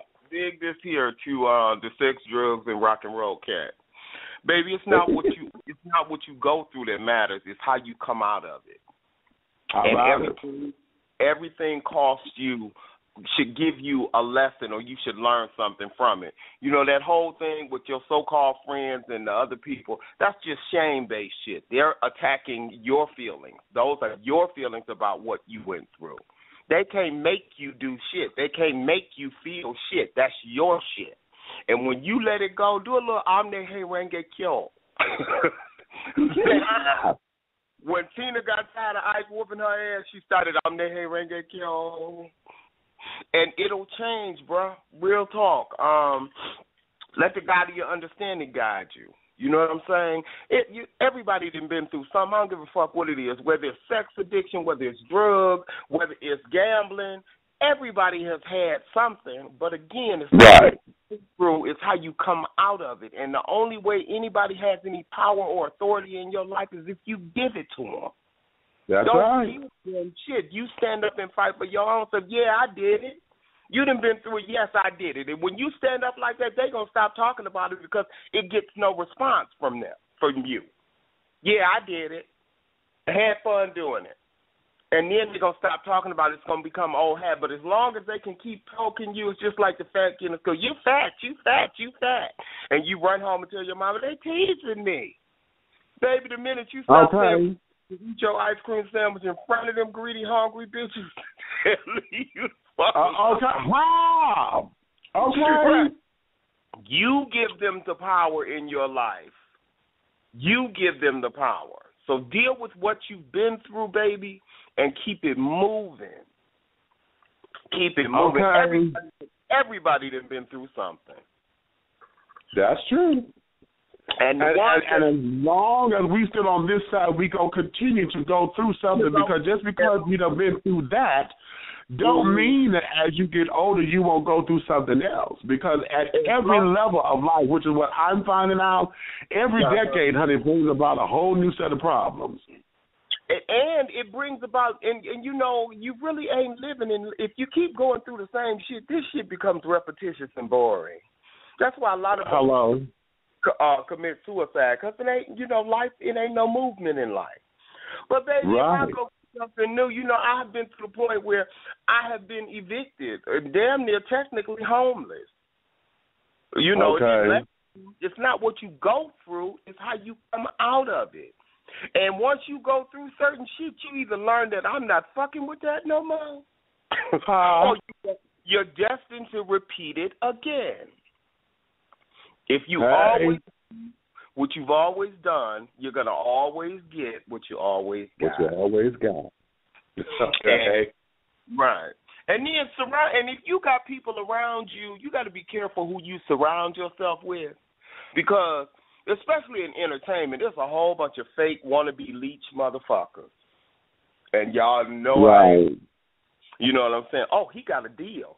So let me hold on to him. Maybe I can either do background or I can do the deal myself, or, you know, he fucking such and such and such. Maybe I can slide on in and fuck him, and then I'm the featured one.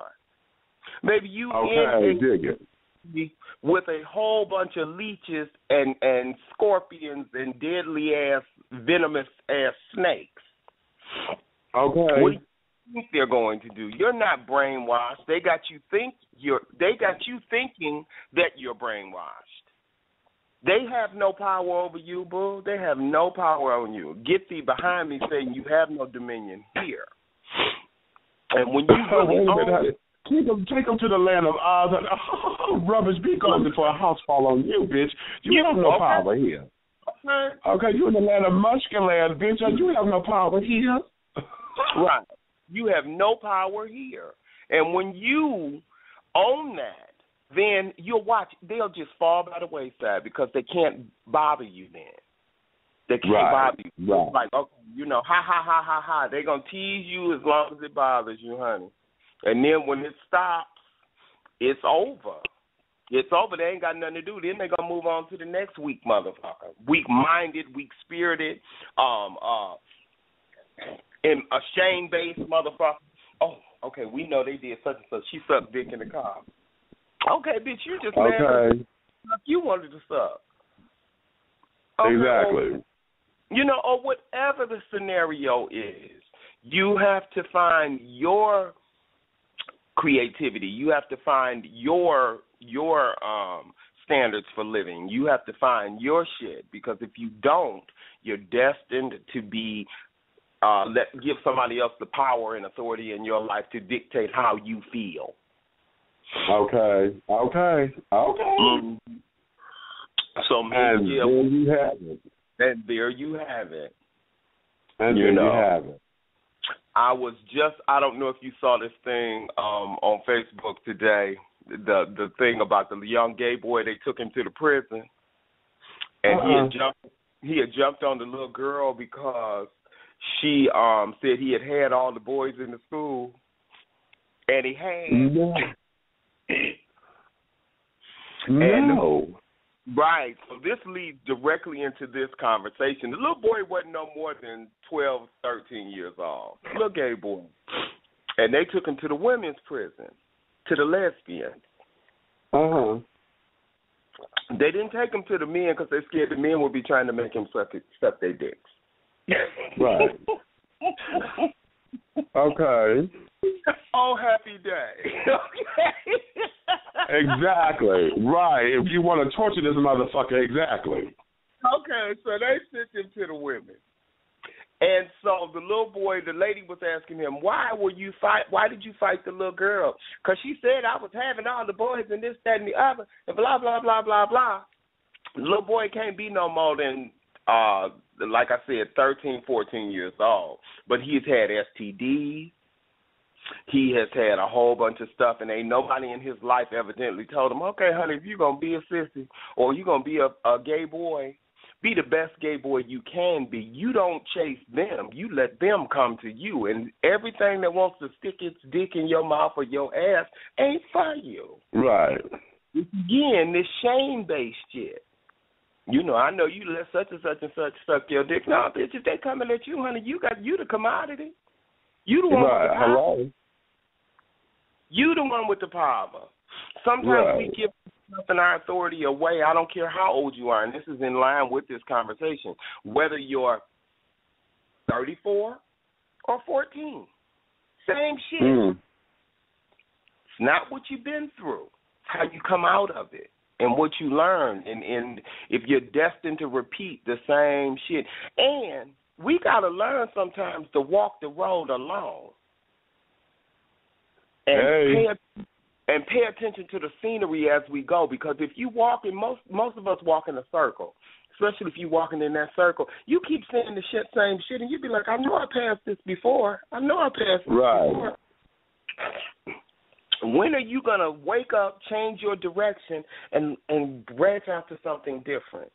Fear keeps us in a loop. We can navigate this because we've been through this before.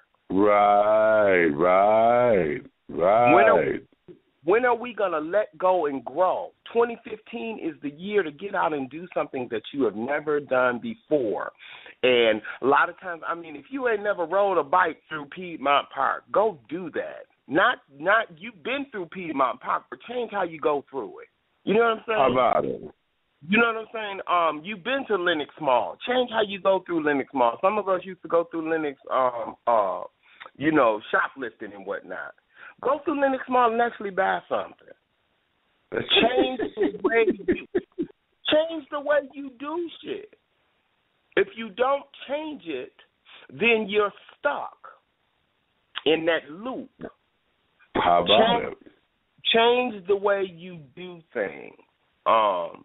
And you'll find, you know what I'm saying, instead of driving to the mall, take the train. Right. It just changes up your perception of what you're doing. Learn. Sometimes it ain't all about being quick, because the quickness sometimes gets you fucked up. How about it? Learn how to take your time and really, really look at things and rationalize things. You know what I'm saying? Really take your time as opposed to get shit done. You know what I'm saying? Go in your closet, instead of having to have a new belt buckle for the bar Friday night, go in your closet and pull out an old belt buckle. See, one of the videos I seen in a little minute. Hello. But see, and the reason I say that is that the vintage piece is the piece that was with you when you had nothing, and you'll come to appreciate it more. than some old bullshit when it'll take you back to a point in your life when you had nothing. Okay. You know what I'm saying? What's at the vintage piece bit? Everything new ain't good for you. Everything new ain't good for you, and that's how a lot of us get caught up in the industry because it's like, oh, look at me now, I'm fierce, I'm fabulous. Well, bitch, if you go into the industry already thinking you're fierce and fabulous, all that shit don't matter to you. It does, exactly. You have to be secure in who you are. And you know, I ain't casting no stones, bro, because please believe I've been where you've been. Just they didn't catch it on film. To my knowledge. Okay. To my knowledge. Okay. But honey, if it ever surfaced, I'd be like, yeah, that's me, honey, and your point. Because the minute I ask they attack you and they want to be all over you. Child, please. I ain't got time for that. Exactly. Okay, right. And shit, like I tell folks, you have a son. I don't know if you mean a God-given son or an adopted son, but whatever you need to teach him at this point, baby, let that shit go. They don't matter. Yeah, you did it. Own it and keep it moving. The ride is still going on because it don't stop until so you can stay focused on this one event, or you can keep on with the rest of the party because there's a whole bunch of other shit to ride at the fair, honey. Okay. Let me shout out Dina68 in the tea room, honey. She was in. I hope she's still listening. I did not come back over here to catch her when she was in, honey. But damn it, she ain't been in a long little minute. Hey, Gina, that's my girl, that's old Ruby, over there at the WAA, honey. Hey, baby. Meech, I got a conversation for you. Go ahead. Somebody put on Facebook again. Martin Luther King never said, I have a dream that fags would come to Atlanta and fuck and suck until they were in sex. Baby, when I saw that, I hollered. Oh, you saw it? I screamed. Oh, I screamed when I saw that. Okay. Now, the ticket is, see, the children wanted to be funny about that, but this is the bigger picture in that because this is, you and I were talking about that. Yeah. As far as what does this MLK weekend celebration have to do, what has all that frolicking got to do with MLK? You know, how are we keeping the dream alive? Fucking. Okay, because see what has happened down here in Atlanta and in D.C. because the IML children met in D.C. Okay, and it's their annual where the baby one because the real big one is in Chicago on Memorial Day weekend. Mm-hmm. But you know, what does any of that have to do with preserving the dream and carrying on outside of it becoming just another holiday weekend? You see what I'm saying? And I'm not shading all these children and carrying on. I don't. Wait a minute. Let me say this, bitches, because I know you. See, y'all want to sit up there and say, "Oh, Big Meech done did this," or "Big Meech said that," or "Oh, I'm a prude," trying to sit down there and tell y'all I can't be fucking and carrying on. That's not what I'm saying at all. Not at all. As a matter of fact, a bitch is evil because I have 5 opportunities to sit down there and get me a little bit, but our bitch was working, so I couldn't. So, hey, the whole idea that I'm talking is, what did you guys do in any of that partying, gay children running out of town to Atlanta because it's MLK weekend? MLK weekend. What did you do to preserve the dream, or was your dream, honey, or was the preservation in your dream was to come down here and they're fun and frolic and fuck? You know, and that there is, I gave this to the big dogs one year, and yes, I'm calling out by name because they did it that one year, and I don't believe they did it the second year, and after that they stopped. they were trying to put together the weekend. And I said, sweetheart, how are y'all doing the MLK weekend and don't have the children? Y'all go over there as black gay men over to the King Resort. I mean, the King thing. You know, you saying you for the community, and we're looking for inclusion into mainstream society and carrying on. One of the things that we just talked about freedom earlier today. Now, if King marched for us to be free, okay, and to have equal rights, then we as black gay men, honey, got a seat at the table. We supposed to have went over there to go at least look at the stuff. And sad as it, quiet as it kept, I've never been to the memorials here in Atlanta. I've never gone to the King, any of that stuff. Me neither. Because I'm always at work.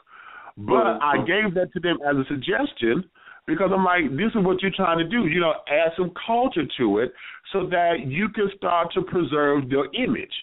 Because everybody is associating you with just sex parties and this, that, and the other. They did. I don't know what the turnout was or whatever, but I was told it was cute. But and they did it twice. After that, it's been nothing. You know, and you know the children got the Bayard Rustin and Audre Lorde prayer breakfast that happened on the day of the holiday. So, you know, all of that, and that was a free event, and I couldn't get to that one because I was at work. Shit. But nonetheless, what I'm saying is there's elements in here to where we can incorporate the struggle and incorporate what all this is supposed to be and be reflective and carrying on while still having the fun and the frolic or whatever. But I think a lot of us get jaded because we only come down here for the fun and the frolic and forget what the purpose of this is. You know, and maybe that may be a little too deep for folks because I'm told when folks come out of town, I'm on vacation. I'm not here to sit down here and think about being, you know, politically correct or this, that, and that. I'm here to unwind and let my hair down. Okay, I got you for that. But, bitch, this is the MLK weekend. What is in this weekend that you're going to reflect upon that said, because without MLK dying and carried on and him, you know, doing what he did, this would not be a weekend. This would just be a regular weekend. It wouldn't even be a holiday. You know, but this was a holiday weekend. That special provisions have been made to put this together. So now, what is it in here that says that we were doing this, that, and the other? And that was the biggest thing that I got out of that whole little clip that they did on Facebook. But I gagged at it. Yes, I did. I hollered and I screamed, John. I was like, you're good for that. You know, in that whole thing, I talked to some people from M3. Yeah. And so with we took a lot of pictures together and hanging out and whatnot. But the message was we're showing unity because they took pictures with every walk in our community. The drag queen, bush queen, the femme queen. And they wanted to say that these are terms of unity. We're trying to show now that we get along with these people as opposed to having different sects in one community. Okay, that's cute. White boys in the bar, they took pictures with them. They took pictures with everybody. And it was also taking pictures, go up to somebody that you don't know as opposed to clicking. Right. Okay. You know what I'm saying? Let's march together for one cause, for unity in the community. And that really proved to be a very powerful statement. It really did. And I have a different respect for the M3 crowd. Male Mind Media, my babies over there, honey. The Eminem, Malcolm and Malcolm. That's Malcolm and Breeze, honey. And they whole crew over there.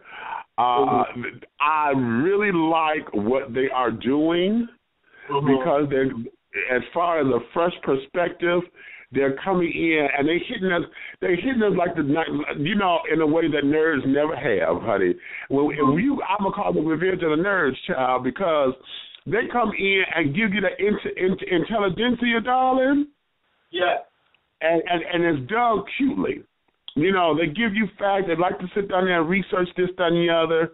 And you know, they talk about hot topics and current affairs and this, that, and the other. They even have the little.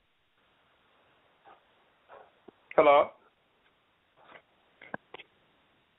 Hello?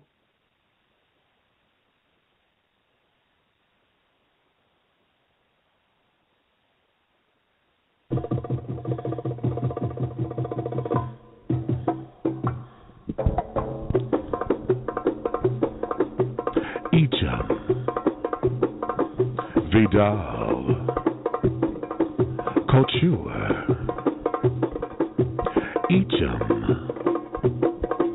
Vidal, Couture.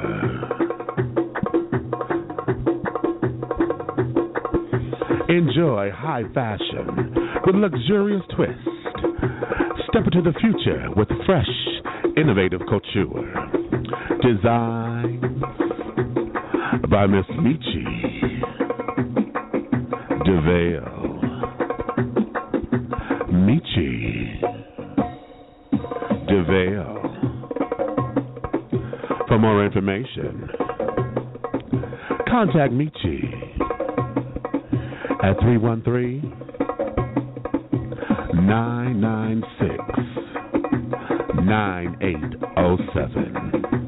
313-996-9807. Or go to Facebook and go to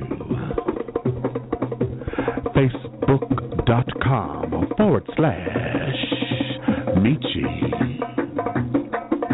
DeVale.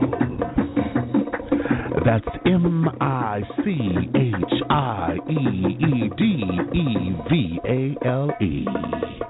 Michi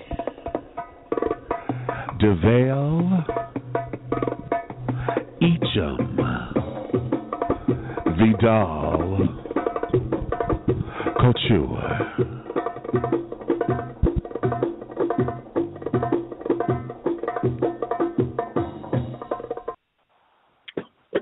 Okay, we are back. I don't know what the hell happened. I tell you that every time I get hot, this damn phone went out, child. My connection dropped, and I had to throw in a commercial real quick to get reconnected back in.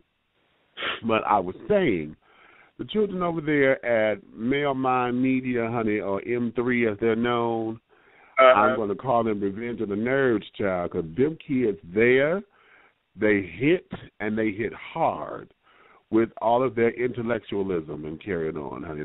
They come from intelligentsia, and I love what they're doing. I love what they're doing, and they're supporters of Dishing Tea with Big Meech. And I didn't realize that till, honey, they started calling me and things and all of that. So, but those kids over there, honey, they're really, really, really making a name for themselves, and I really enjoy it.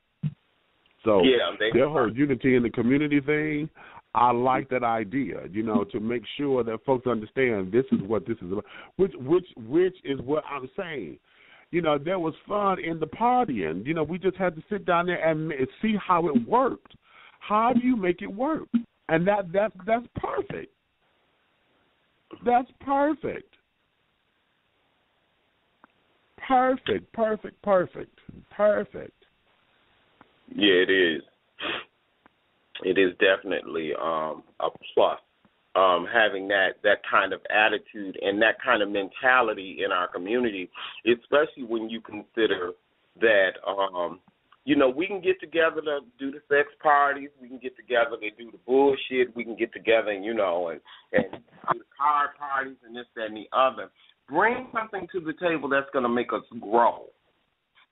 Socializing is one thing, and that's cool, but bring something to the table that's going to make us grow and be better for who we are as a community. You know what I'm saying? What's coming to the table that's going to develop us as a community? Because, you know, a lot of cliques, if you ain't got the biggest dick, the biggest booty, the prettiest face, they won't let you in. Right. You until it's time for the festivities to start. You know what I'm saying? Exactly. Then you got the gal. then you have really got to go. But enough of that. Let's talk about the presidential address last night, State of the Union. Yes, darling. Mm-hmm. I thought his message was very on point. I thought that he didn't hold you up, and I thought he really showed that he was the president to all, not just one color or community. Okay, exactly.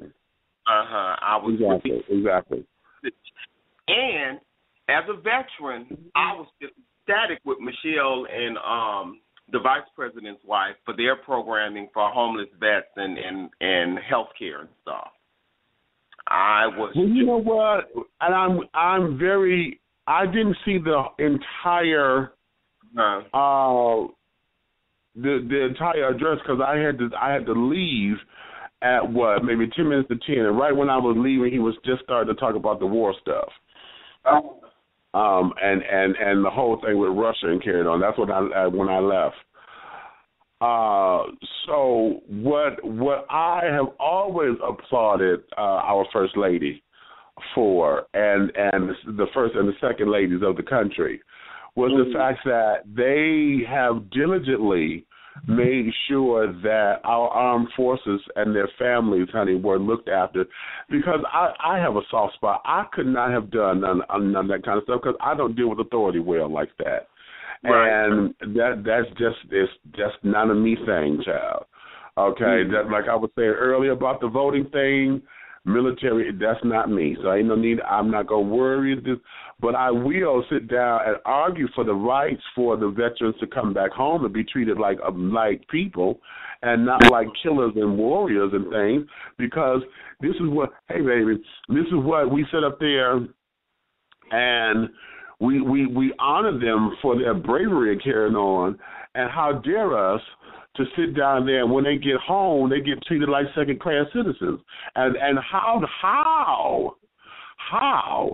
do you sit down here and let these folks, they don't sit up there and went through trauma after trauma, and then they get here and the very country that they fought for won't give them the basic essentials that they need to continue to live in the country that I fought for?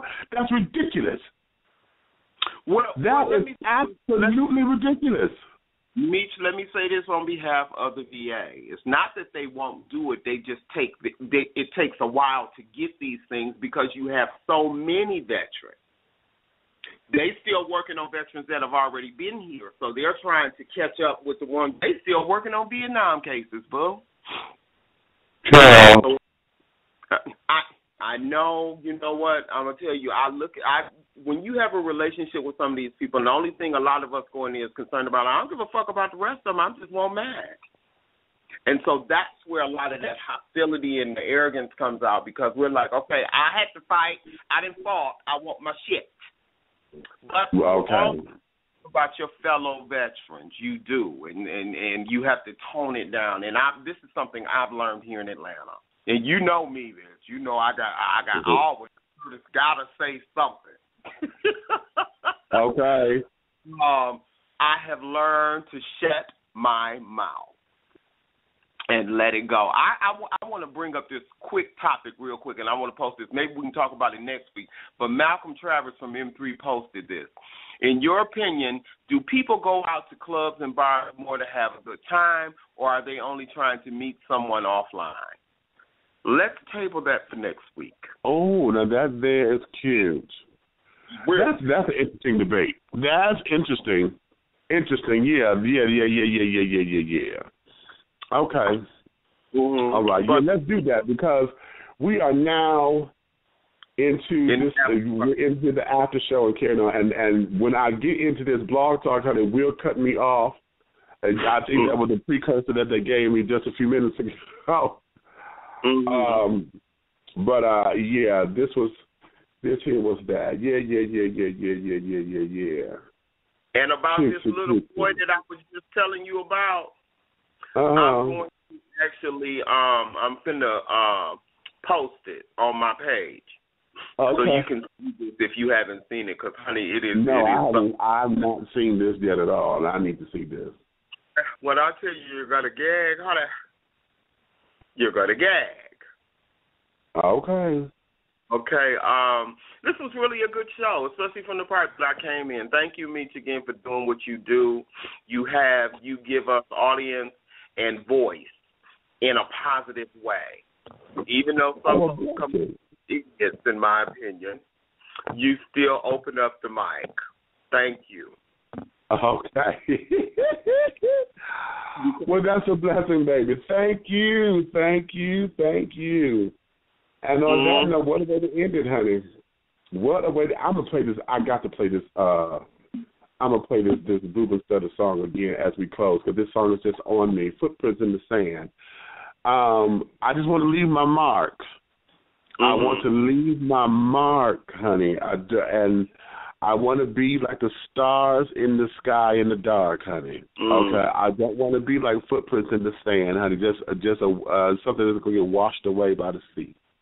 Okay, and I'm paraphrasing the words, but I'm gonna play that again. So, my darlings, if you love me, tell a friend. If you hate me, tell an enemy. But do know this: one way, shape, style, form, or fashion, this thing here that I have will move forward. You may finish all of your crumpets, darling, because the tea has been dished.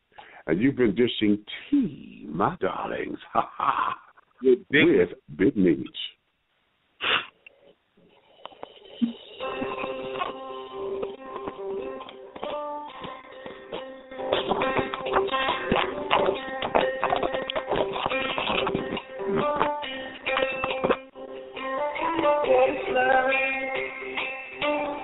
If it doesn't have meaning, with special in the moon, what does it mean? If it doesn't have purpose, nothing will show us down. I don't want to pretend.